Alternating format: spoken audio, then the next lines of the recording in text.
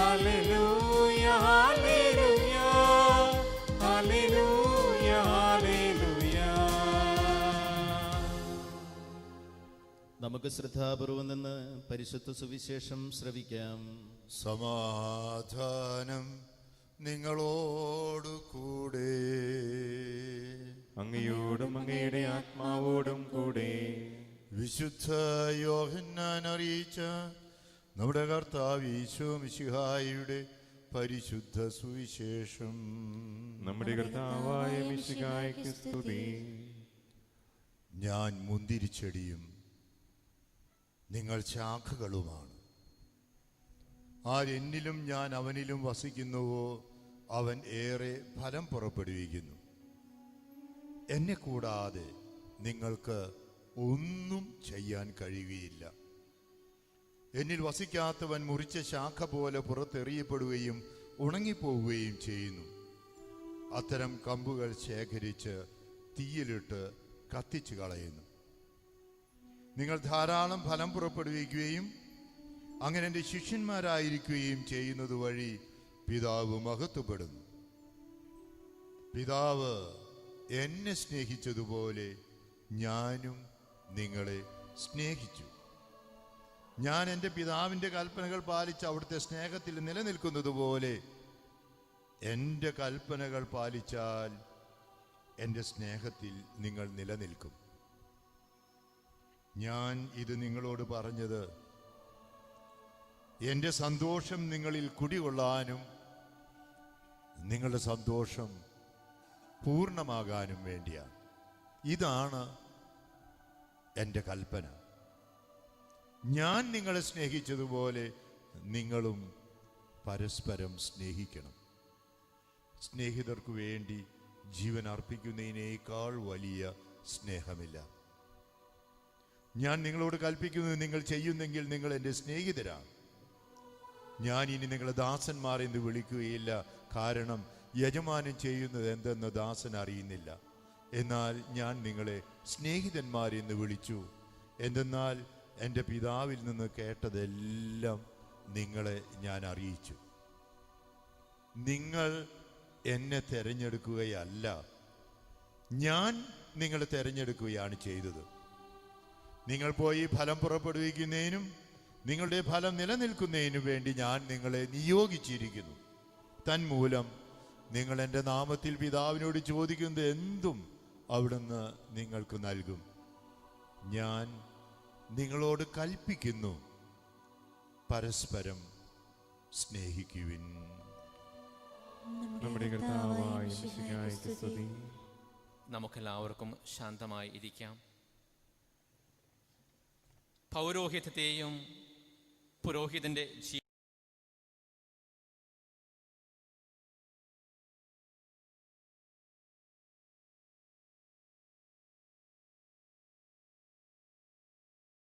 മിശംശാനയ്ക്ക് തൻ്റെ പൈതൃകമായ ഉപദേശം അഭിവന്ദ്യ പിതാവ് നൽകുന്നു.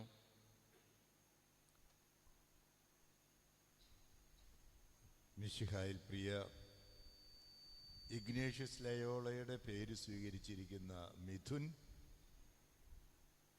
മാതാപിതാക്കളായ ജെന്നിസ്, മെറീന, സഹോദരി മിനിമോൾ, പ്രിയ വൈദികരെ, സമർപ്പിതരെ, സഹോദരി സഹോദരന്മാരെ, പ്രത്യേകിച്ച് ചേറൂർ വിജയപുരം ഇടവാംഗങ്ങളെ,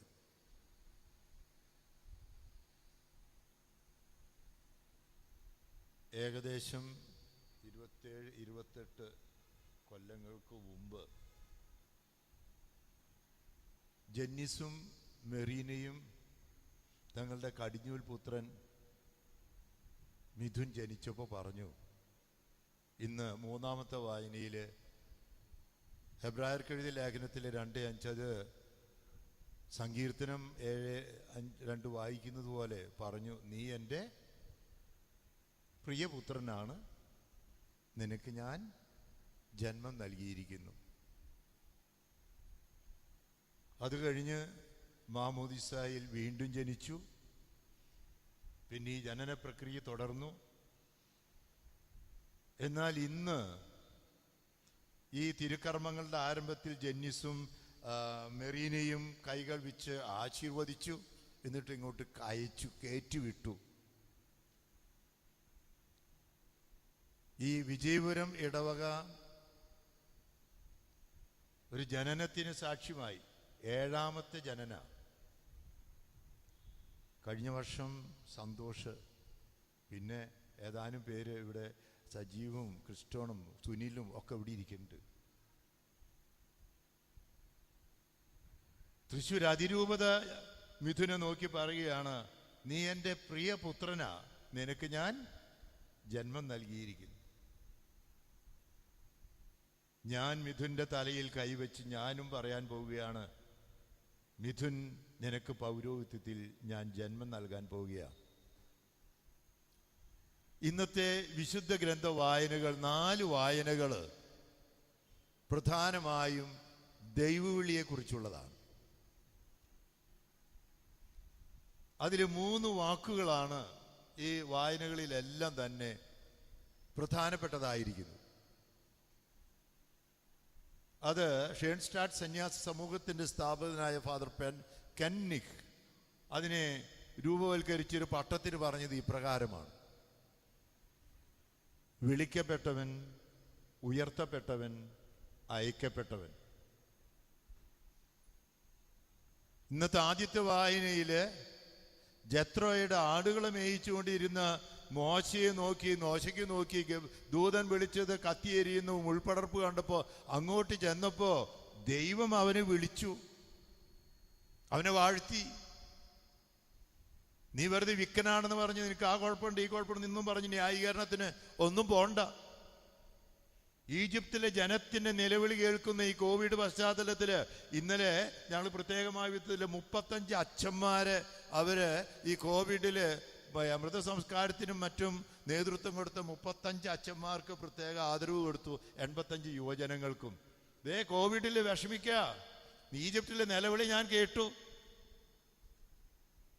അവരെ രക്ഷിക്കാൻ നിന്നെ അയക്കുന്ന ന്യായീകരണമൊന്നും വേണ്ട. 2ാമത്തെ വായന ജെറമിയായുടെ പുസ്തകത്തിൽ 1-ാമത്തെ അധ്യായത്തില്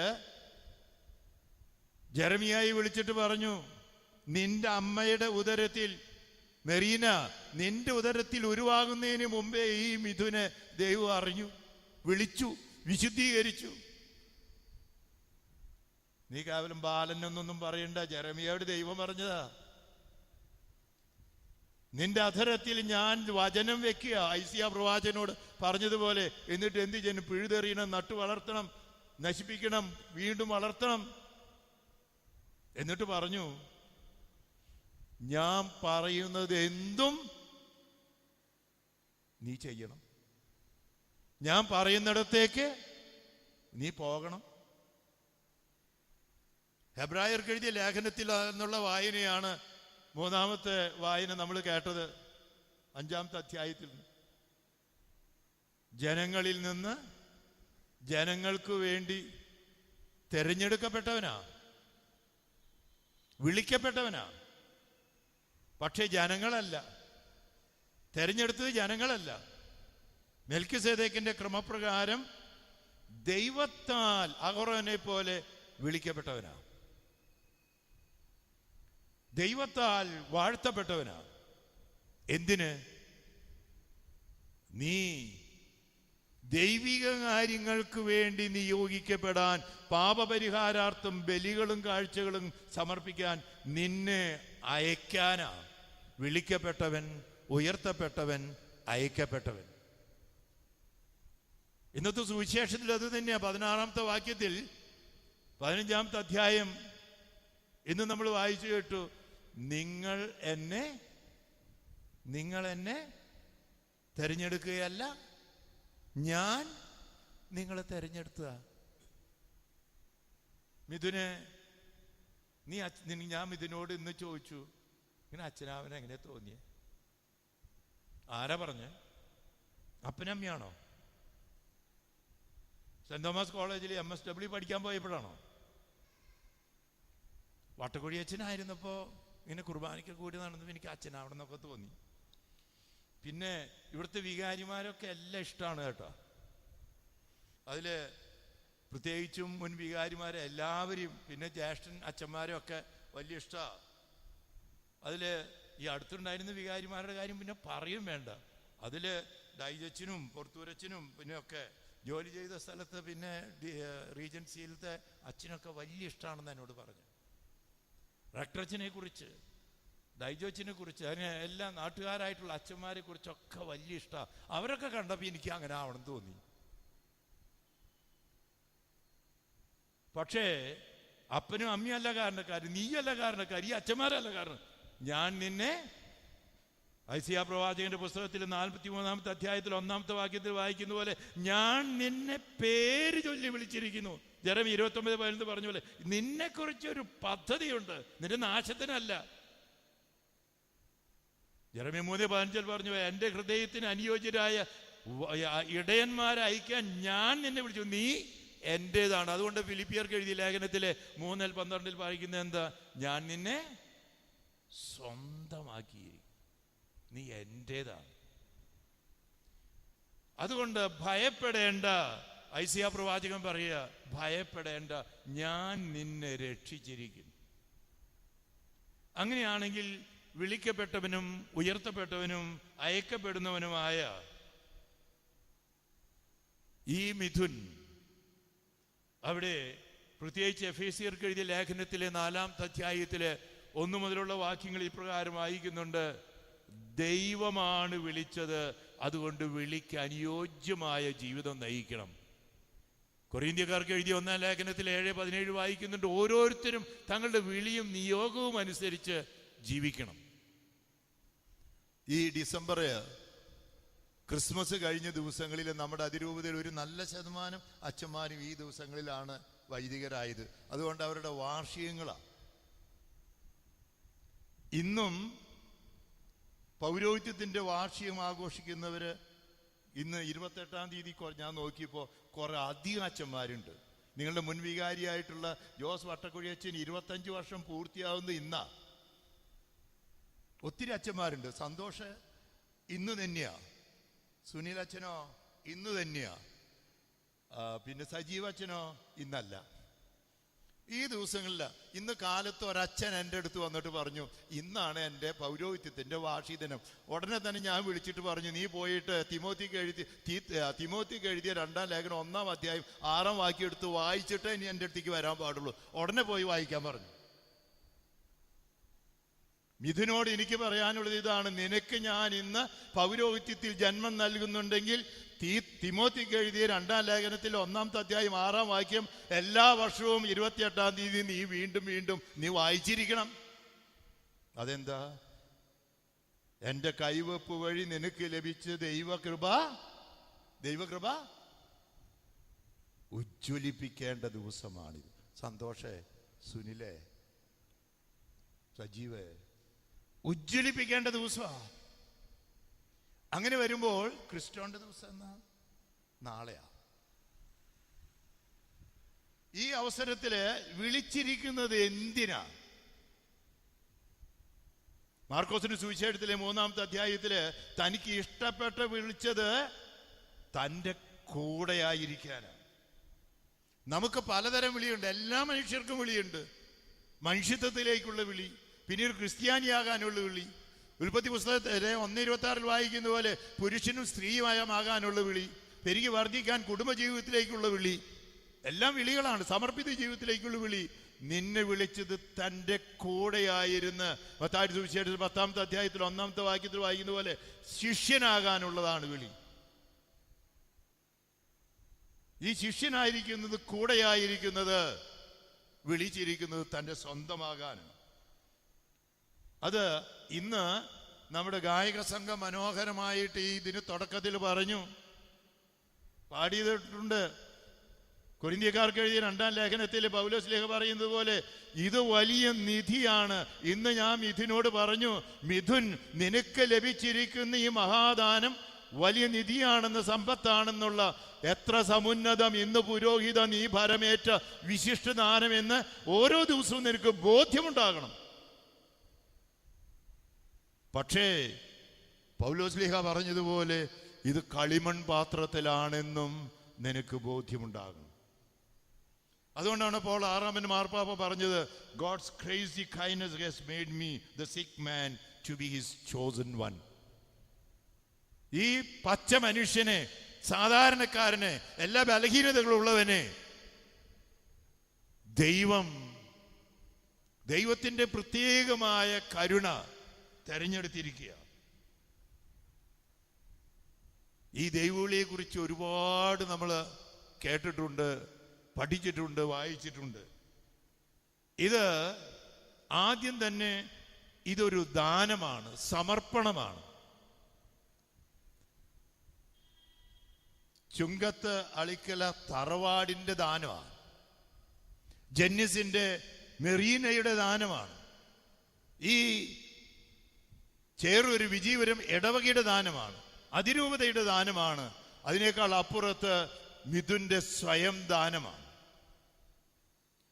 ഈ സ്വയം ദാനം, സമൂഹദാനം ദൈവം സ്വീകരിച്ച് പട്ടത്തിലെ പരിശുദ്ധ കുർബാനയിൽ ചെയ്യുന്ന പോലെ യേശു അപ്പമെടുത്ത്, ഉറുമ്പരിക്കുന്ന അപ്പമെടുത്ത് ഈ പച്ച മനുഷ്യനെ എടുത്ത് വാഴ്ത്താൻ പോകുക. അപ്പനും അമ്മയും വാഴ്ത്തി ഞാനിനി വാഴ്ത്താൻ പോകുക. എന്തിനാണെന്നറിയാമോ? ഉയർത്തുന്നത്, വിളിച്ചത് വാഴ്ത്താനാണെങ്കിൽ വാഴ്ത്തുന്നത് ഉയർത്തിയിട്ടാ. വാഴ്ത്തുന്നത് മുറിക്കാനാ. അപ്പമെടുത്ത് വാഴ്ത്തി മുറിക്കാനാ. ഈ കാലഘട്ടത്തില് എല്ലാ ദൈവവിളികളും, പ്രത്യേകിച്ച് സമർപ്പിത ദൈവവിളികൾ, വൈദിക ദൈവവിളികൾ വെല്ലുവിളികൾ നേരിടുകയാണ്. മിഥുൻ, ഇന്ന് നീ വലിയ സ്ഥാനത്തേക്ക് ഉയർത്തപ്പെടുകയാണ്. യോഹന്നാന്റെ സുവിശേഷത്തിലെ 12-ാമത്തെ അധ്യായത്തിൽ യേശു പറഞ്ഞു, ഞാൻ ഭൂമിയിൽ നിന്ന് ഉയർത്തപ്പെടുമ്പോൾ എല്ലാ മനുഷ്യരെയും ആകർഷിക്കും. ഇന്ന് പൗരോഹിത്യത്തിൽ മിഥുൻ ഉയർത്തപ്പെടുമ്പോൾ, ഒരു വലിയ സ്ഥാനത്തേക്ക് ഉയർത്തപ്പെടുമ്പോൾ, ഒരു അച്ഛനായാൽ അതിനാൽ തന്നെ വളരെയേറെ ആകർഷണമുണ്ട്. പക്ഷേ ഉയർത്തപ്പെടുന്നത് കുരിശിന്റെ മറുപുറത്ത് തൂങ്ങിക്കിടക്കല. പ്രത്യേകിച്ച് ഈ കാലഘട്ടത്തിൽ. തയ്യാറല്ലേ? അതുകൊണ്ട് ഞാൻ മിഥുനോട് ചോദിച്ചു, കുരിശെടുക്കാൻ അച്ഛനായ എളുപ്പമല്ല കേട്ടോ.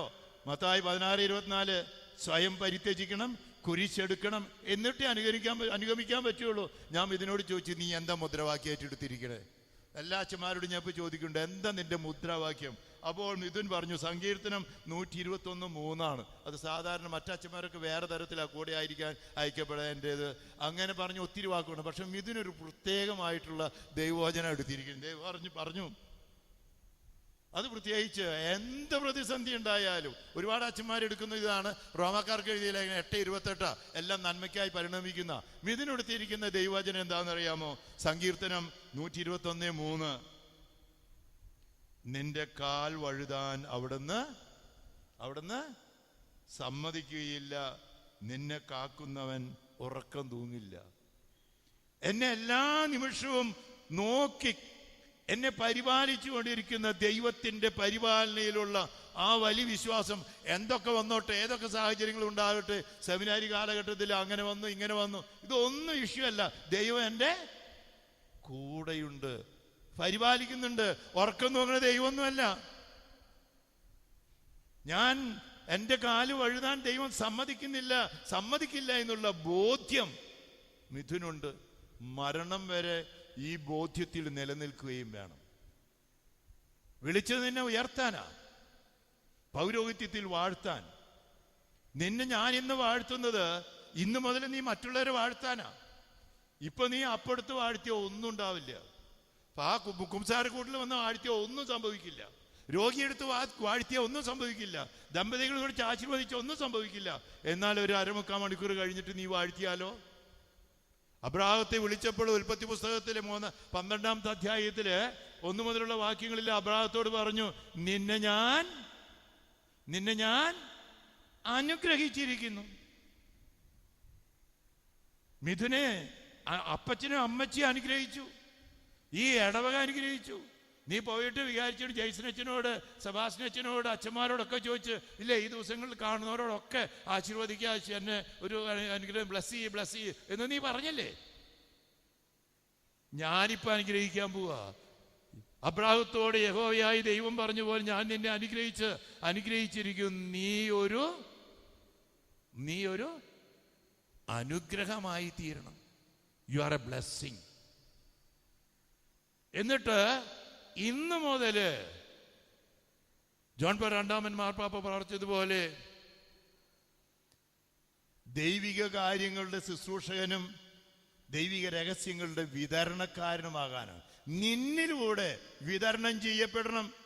അബ്രാഹത്തോട് പറഞ്ഞു, നിന്നെ ഞാൻ അനുഗ്രഹിച്ചിരിക്കുന്നു, നീ ഒരു അനുഗ്രഹമാണ്. ജെന്നിസ്, മെറീനെ, മിനിമോളുടെ ആംഗ്ല ഒരനുഗ്രഹമാണ്. നീ എന്താ ചെയ്യാൻ പോകുന്നേ? നിന്നിലൂടെ നിന്റെ തലമുറകളെ, ഈ ജനത്തെ മുഴുവൻ അനുഗ്രഹിക്കും. അബ്രാഹത്തോട് പറഞ്ഞത് തന്നെയാ ഇന്ന് മിഥുനോട് പറയുന്നത്, എല്ലാ പുരോഹിതരോടും പറയുന്നത്. ഇവിടെ ഇരിക്കുന്ന ഓരോ പുരോഹിതനോടും പറയാനുള്ളത്, നിങ്ങൾ വഴി ദൈവാനുഗ്രഹങ്ങൾ വർഷിക്കപ്പെട്ടിട്ടുള്ളത് എന്തുമാത്രമാണ്. എത്ര രോഗികളാ സൗഖ്യപ്പെട്ടത്, എത്ര പാപികളാ മോചിതരായിട്ടുള്ളത്, എത്ര കുടുംബങ്ങളാ ഒന്നിപ്പിക്കപ്പെട്ടിരിക്കുന്നത്, എത്ര വ്യക്തികളാ യേശുവിലേക്ക് ആനയിക്കപ്പെട്ടിരിക്കുന്നു. നിന്നിലൂടെ ഈ തലമുറകളെ ഞാൻ അനുഗ്രഹിക്കും. അതിനാ നിന്നെ വാഴ്ത്തുന്നു, നീ മറ്റുള്ളവരെ വാഴ്ത്താനാ. നിന്നെ വാഴ്ത്തുന്നു, നിന്നെ മുറിക്കാനാ, കുരിശിന്റെ മറുപുറത്ത് തൂങ്ങിക്കിടക്കാനാ, 24 മണിക്കൂറും ദൈവജനത്തിന് വേണ്ടി നിന്നെ തന്നെ വിതരണം ചെയ്യാനാ, കൊടുക്കാനാ. നീ ഒരു അനുഗ്രഹമാണ്. വാഴ്ത്തുന്നത് ഉയർത്തുവാനാണെങ്കിൽ, വിളിച്ചത് ഉയർത്താനാണെങ്കിൽ, ഉയർത്തുന്നത് അയക്കാനാണ്. ശിഷ്യനായിരിക്കുന്നത് സ്ലീഹയാകാനാണ്. മത്തായി സുവിശേഷം 10-ാമത്തെ അധ്യായത്തിൽ 1 ശിഷ്യൻ എന്ന് പറഞ്ഞപ്പോൾ 2-ാമത്തെ അധ്യായത്തിൽ 12 പേരെ വിളിക്കുന്നത് സ്ലീഹന്മാർ, അപ്പസ്തോലന്മാരെന്നാ. നിന്നെ അയക്കാൻ പോവാ. ഇന്നത്തെ സുവിശേഷത്തിൽ എന്നിൽ വസിക്കുവിൻ, ശിഷ്യത്വം, ഞാൻ നിങ്ങളിലും വസിക്കും, അപ്പോൾ നിങ്ങൾ ധാരാളം ഫലം പുറപ്പെടുവിക്കും. എന്നിട്ട് പറഞ്ഞു, നിങ്ങൾ പോയി ഞാൻ ചെയ്തതുപോലെ ചെയ്യുക, ഞാൻ നിങ്ങളെ സ്നേഹിച്ചതുപോലെ സ്നേഹിക്കുക. ഇടയന്റെ കാര്യത്തിൽ പറഞ്ഞു, ഇടയൻ ആടുകൾക്ക് വേണ്ടി ജീവൻ അർപ്പിക്കണം. ഇതുപോലെ ഞാൻ നിന്നെ നിയോഗിച്ചിരിക്കുക. ഇന്നത്തെ സുവിശേഷത്തിൽ പറഞ്ഞു, നിയോഗിച്ചിരിക്കുക. യേശുവിനെ ഈ കാലഘട്ടത്തിൽ അത് ജനങ്ങൾക്ക് കാണിച്ചു കൊടുക്കാൻ നീ എന്ന് അയക്കുന്നത് മറ്റൊരു ക്രിസ്തുവായിട്ടാണ്. യോഹന്നാൻ 20:21 പറഞ്ഞു, എൻ്റെ പിതാവ് എന്നെ അയച്ചതുപോലെ ഞാൻ നിങ്ങളെ അയക്കുക. ഈ കാലഘട്ടത്തിലെ പൗരോഹിത്യം വളരെയേറെ വെല്ലുവിളികൾ ഉണ്ടെങ്കിലും ഏറ്റവും കൂടുതൽ ആവശ്യമായിരിക്കുന്നു. ലോകത്തിൽ എവിടെ ചെന്നാലും ഞങ്ങൾക്ക് അച്ഛന്മാരെ തായോ, ഇപ്പൊ ഈ ദിവസങ്ങളിൽ കൊച്ചച്ഛനെ തായോ, പിന്നെ പറയുന്നത് ഒരു നല്ല അച്ഛനെ തായോ, ഇഷ്ടം പോലെ പറയുന്നുണ്ട്. ചേറുകാരും വന്ന് എൻ്റെ അടുത്ത് പല പ്രാവശ്യം പറഞ്ഞിട്ടുണ്ട്, കൊച്ചച്ഛനെ വേണം, നല്ല അച്ഛനെ വേണം. നിന്നെ അയക്കുക യേശു. ഈ കാലഘട്ടത്തിലെ ജനതയ്ക്ക് മറ്റൊരു ക്രിസ്തു ചെയ്തതെല്ലാം ചെയ്തു കൊടുക്കാൻ, സുവിശേഷം പ്രസംഗിക്കാൻ. ഇന്ന് ഈ പ്രാർത്ഥനകളെല്ലാം തന്നെ, ഇന്നത്തെ ഈ തിരുപ്പട്ടത്തിന്റെ പ്രാർത്ഥനകളെല്ലാം തന്നെ എന്തിനു വൈദികനായിരിക്കുന്നു എന്നതിൻ്റെ ഉത്തരമാണ് എന്ന് ഞാൻ മിഥുനുമായിട്ട് ധ്യാനിച്ചുകൊണ്ട് പറഞ്ഞു. എന്തിനാ അച്ഛനാകുന്നത്? പോയി പ്രസംഗിക്കാനാ. നിന്റെ ജീവിതത്തിന്റെ ഫസ്റ്റ് പ്രയോറിറ്റി യേശുവിന്റെ സുവിശേഷം പ്രസംഗിക്കില്ല, അല്ലെങ്കിൽ നീ അച്ഛനാവണ്ട. നീ അയക്കപ്പെടുന്നത് വിശുദ്ധീകരിക്കാനാ, കൂദാശകൾ പരികർമ്മം ചെയ്യാനാ. കോവിഡ് കാലത്താണെങ്കിലും നിനക്ക് ഇന്ന് കുമ്പസാരിപ്പിക്കാനുള്ള അനുവാദം ഇത് കഴിഞ്ഞ ഉടനെ തരുന്നുണ്ട്. നിനക്ക് കുമ്പസാരിപ്പിക്കാൻ പേടിയുണ്ടാ? പോയി ചാവാൻ തയ്യാറായാലും കുമ്പസാരിക്കാൻ തയ്യാറാണ്. എത്ര കുർബാന ചെല്ലാനും തയ്യാറല്ലേ?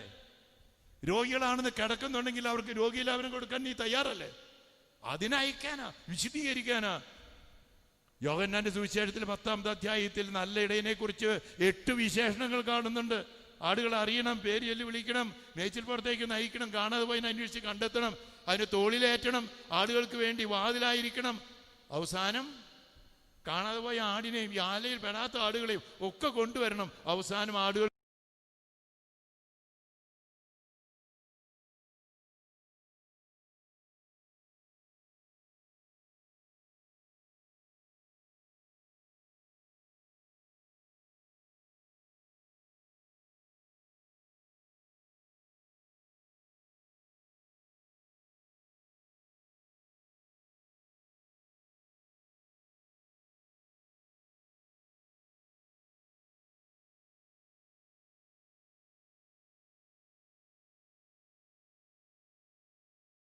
കൂടി ഉള്ളതിനും ഇല്ലാത്തതിനും ഇന്ന് സമൂഹം ഏറ്റവും അധികം നന്മയുടെ പ്രതീകങ്ങളെ തച്ചുടയ്ക്കാൻ വേണ്ടി സഭാശത്രുക്കളെ ഇറങ്ങി തിരിച്ചിരിക്കുക. മെത്രാന്മാരെ, അച്ഛന്മാരെ, കന്യാസ്ത്രീകളെ, നന്മയുടെ പ്രതീകങ്ങളെ, മദർ തെരേസയെ ഒക്കെ ആക്രമിച്ച് നശിപ്പിക്കാൻ വേണ്ടി നടക്കുന്ന ഒരു കാലഘട്ടമാണ്. കേൾക്കേണ്ടി വരും. ഭയപ്പെടേണ്ട, ഞാൻ നിന്നോട് കൂടെയുണ്ട്. അങ്ങനെ കുരിശുമ കയറുമ്പോ പഴയ നിയമത്തിൽ പുറപ്പാട് പുസ്തകത്തിലെ 17-ാമത്തെ അധ്യായത്തിൽ അമലേക്കരുമായിട്ടുള്ള യുദ്ധത്തെക്കുറിച്ചുള്ള പ്രതിപാദനമുണ്ട്. അവിടെ ജോഷുവ യുദ്ധം ചെയ്യുന്നത്. പക്ഷെ ജോഷുവയെ അയച്ചത് മോശയാ. ദൈവിക കൽപ്പന പ്രകാരം ജോഷു യുദ്ധത്തിന് പോയപ്പോ പിന്നില് മോശ പ്രാർത്ഥിക്കുന്നുണ്ടായിരുന്നു. കൈകൾ ഉയർത്തിപ്പിടിച്ച് പ്രാർത്ഥിച്ചു. ഇടയ്ക്കിടയ്ക്ക് റിപ്പോർട്ടുകൾ കിട്ടുന്നുണ്ട്. ആ റിപ്പോർട്ടുകൾ കിട്ടുന്നത് ഇടയ്ക്ക് കൈ താഴ്ത്തിയിട്ടപ്പോൾ പ്രാർത്ഥനയുടെ കരങ്ങൾ താഴ്ന്നപ്പോ കിട്ടിയ റിപ്പോർട്ട് തോൽക്കുന്നതാ. കൂടെ ഉണ്ടായിരുന്ന അഹ്റോനും ഹൂറിനും ഒരു സൂത്രം കണ്ടെത്തി. അത് കല്ലുകൾ കൊണ്ടുവന്ന് മോശയുടെ കൈകൾ ഇങ്ങനെ ഉയർത്തിവെച്ചു. ഉയർത്തിപ്പിടിച്ച കരങ്ങൾ. അന്ന് പകല് നീണ്ടുപോയി. ജോഷുവ യുദ്ധത്തിൽ ജയിച്ചു. സംശയമുണ്ടെങ്കിൽ പുറപ്പാട് പുസ്തകത്തിലെ 17-ാമത്തെ അധ്യായം പോയി വായിക്കുക. ഈ മിഥുൻ ഇന്ന് ജോഷുവയെ പോലെ ദൈവത്തിന് വേണ്ടി പടപൊരുതാൻ ഇറങ്ങുക. സാധാരണ മനുഷ്യനാ, നിങ്ങളുടെ മോനാ. വീഴ്ചകളും പോരായ്മകളൊക്കെ വരാം. പക്ഷേ മാതാപിതാക്കളെ, സഹോദരി, ചെറിയ ഇടവകക്കാരെ, ബന്ധുമിത്രാദികളെ മോശയെപ്പോലെ ഉയർത്തിപ്പിടിച്ച കരങ്ങളുണ്ടെങ്കിൽ പകല് നീണ്ടുപോകാം. യുദ്ധത്തിൽ ജോഷു ജയിച്ചിട്ടുണ്ടെങ്കിൽ നിങ്ങളുടെ ത്യാഗപൂർണമായ പ്രാർത്ഥന ഈ മിഥുൻ തന്റെ ജീവിതത്തിന്റെ അവസാനം വരെ വിളിച്ചവനോട് 100% വിശ്വസ്തനായി യേശുവിന്റെ പുരോഹിതനായി ദൈവജനത്തെ നയിക്കുമെന്നതിനെ കുറിച്ച് യാതൊരു സംശയവുമില്ല. പക്ഷേ പ്രാർത്ഥിക്കണം. പ്രാർത്ഥിക്കില്ലേ? ഇന്ന് കുഞ്ഞു പൈതങ്ങളുടെ തിരുനാളാ.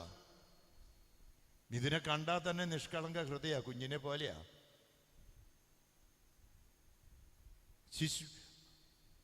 സർപ്പങ്ങളെ പോലെ വിവേകികളും പ്രാവുകളെ പോലെ നിഷ്കളങ്കരുമാകണം.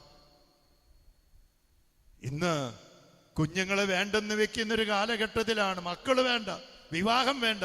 ഈ കാലഘട്ടത്തില് എന്നെ കേൾക്കുന്നവരെ, പ്രത്യേകിച്ചും മാധ്യമങ്ങളിലൂടെ ആയിരിക്കും കൂടുതൽ പേര് കേൾക്കുന്നു ഞാൻ വിചാരിക്കുന്നു. ചേരൂര് ഇടവക്കാരെ, ഈ 7 പേര് പോരാ. ഇനി ബ്രദേഴ്സ് എത്ര പേരുണ്ട്? അത്ര അധികം പേരിൽ ഒരാളേ ഉള്ളൂന്ന് കേട്ടെ. പോരാ. നല്ല അച്ഛനെ ചോദിക്കുമ്പോൾ ഞാൻ മാതാപിതാക്കളോട് ചോദിച്ചു, നല്ല മക്കളെത്തായോ? ഇന്ന് മക്കളെ വേണ്ടെന്ന് പറയുന്നവരാ. കുഞ്ഞു പൈതങ്ങൾ ഈ തിരുനാൾ ദിവസത്തില് മക്കളുണ്ടാകാൻ വേണ്ടി അന്യം നിന്നു പോകുന്ന ഒരു സമുദായത്തിൽ മക്കൾക്ക് വേണ്ടി പ്രാർത്ഥിക്കാം. നല്ല കുടുംബങ്ങൾക്ക് വേണ്ടി പ്രാർത്ഥിക്കാം. നമ്മുടെ സമുദായത്തിന് വേണ്ടി പ്രാർത്ഥിക്കാം. ഈ ദിവസം നമുക്ക് അങ്ങനെയാണെങ്കിൽ പരിശുദ്ധ അമ്മയുടെ മധ്യസ്ഥത തേടി, യൗസേപിതാവിന്റെ വർഷം തുടങ്ങി, യൗസേപിതാവിന്റെ മധ്യസ്ഥത തേടി, വിശുദ്ധ ഫ്രാൻസിസ് സേവ്യറിന്റെ മധ്യസ്ഥത തേടി നമുക്ക് ഈ മിഥുനെ സമർപ്പിച്ച് പ്രാർത്ഥിക്കാം. എല്ലാവരും ഒന്ന് കൈകൂപ്പി പിടിക്കാമോ? അപ്പം എടുത്ത് വാഴ്ത്തുമ്പോൾ യേശുവിന്റെ ശരീരരക്തങ്ങളായി മാറുന്നത് പോലെ ഈ മിഥുൻ അധികം താമസിയാതെ യേശുവിന്റെ പുരോഹിതനായി രൂപാന്തരപ്പെടാൻ പോവുകയാണ്. അപ്പം ദൈവജനത്തിന്റെ ദാനമാണെങ്കിൽ മിഥുനും ദൈവജനത്തിന്റെ ദാനമാണ്.